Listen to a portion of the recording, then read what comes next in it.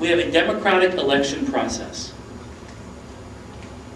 I suppose in 1 or 2 states, maybe we do. I live in Oregon though.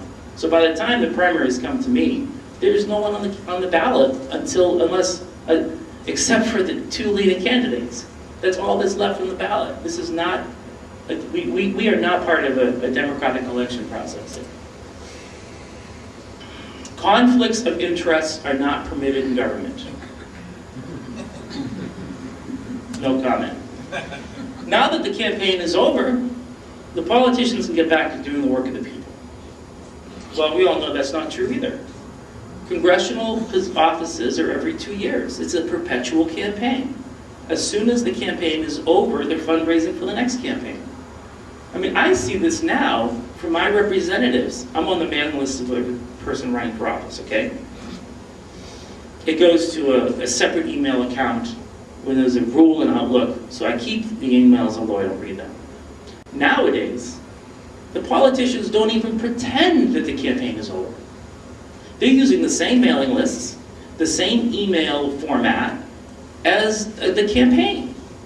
They're not even pretending the campaign is over. They're running again after they get elected. Unbelievable.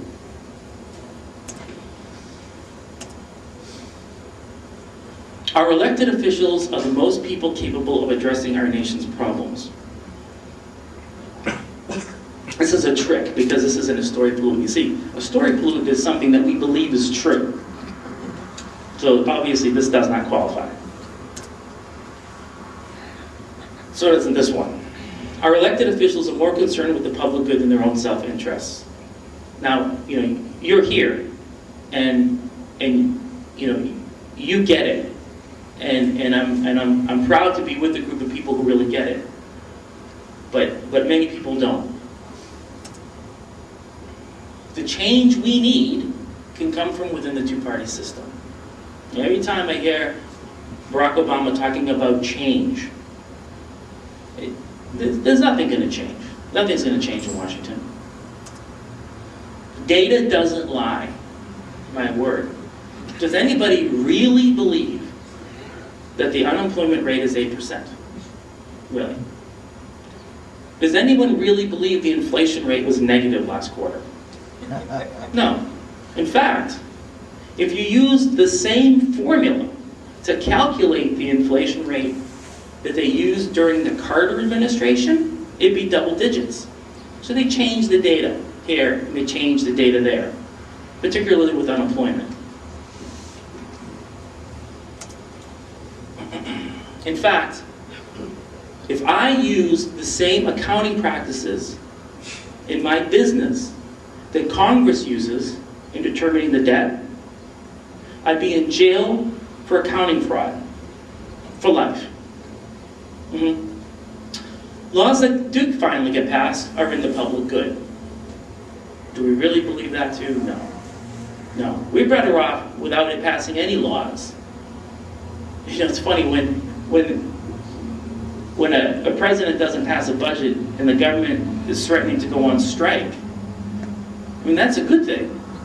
I mean, if you look at what has happened in the past 8 years in Washington, we would have been better off not having a president of the United States.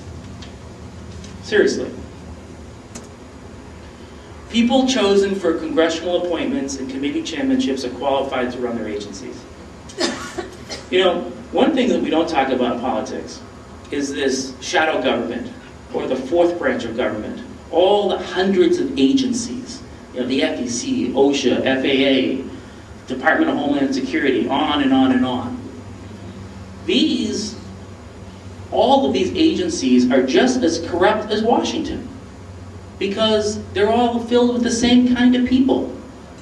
Any person who gets appointed is a return for some kind of favor, for bringing in some kind of money or some kind of backroom deal, or some kind of perk. These people who are appointed to these positions and running these agencies really have no experience doing so. I mean, are we surprised when a situation like FEMA comes up and these people don't even know what's going on in their own organizations? No, that's what they do. It's unbelievable. this was another Hillary quote during the election, during the debate. You know, government is not a business and need not be run as one.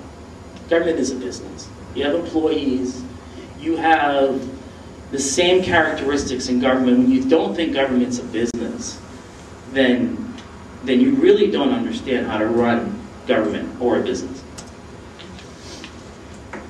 Solutions to our nation's problems require increased government spending. Actually, many solutions require any spending at all. We can get out of these wars. We can legalize drugs in some cases. Now, when I talk about legalizing drugs, I don't want that's sort of a touchy subject. If you're new to this debate, it sounds irresponsible. But if you talk to the folks at LEAP, Law Enforcement Against Prohibition, about it, boy, man, it really makes sense. And it's what they're doing in foreign countries right now, like England, that has a big heroin problem. They're dealing it like a health issue, not as a criminal issue.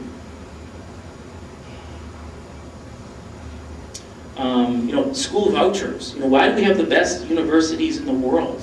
Because of competition. Why do we have the worst secondary school system in the world? There's no competition. If you let the parent choose where to send their kid and have the money follow the child, those good schools will become greater and the poor schools will go out of business. It's the easiest way to fix the problem. And everyone knows it. So why don't these things happen? Why don't we get out of these wars? Why don't we have school vouchers? Why don't we end the prohibition on drugs? Well, because it's not in the interest of the people running this country. With campaign contributions that are low because of the economy, man, these people are looking for money any way they can get it. And one huge source of revenue for politicians? Defense industry, Wall Street, banks, lawyers. That's who they're getting the money from. That's who they represent. These politicians don't represent the people. They represent their corporate interests. They represent their backers. Terrorism can be defeated, and the war in Iraq can be won. I got bad news for you. I love America. And I don't want to, but the terrorists already won. They don't have to perform one more terrorist attack. And in 10 years, when we collapse on our own debt, they're just going to be just partying in the streets. They've already won. They don't need to do anything else. We're outspending ourselves. We're crippling ourselves just by the amount of money we're spending. I swear, they're just laughing at us right now. The war on drugs can be won. Let me ask you one question. What would happen to the price of drugs if we won the war on drugs? If we won the war on drugs, if it was possible to win the war on drugs, what would happen to the price of drugs out in the street? They'd soar, right? So what's the average, heroin addict gonna do, crack addict gonna do when the price of crack doubles on the street? They're gonna say, hey honey, I'm gonna quit now? No, property crime will go through the roof, and they'll be rioting in the streets. The price of drugs has to stay where it's at. There's too many addicted people for it to change. For us to try to win the war on drugs is just a ludicrous argument. We cannot win the war on drugs. If we did, property crime would go through the roof.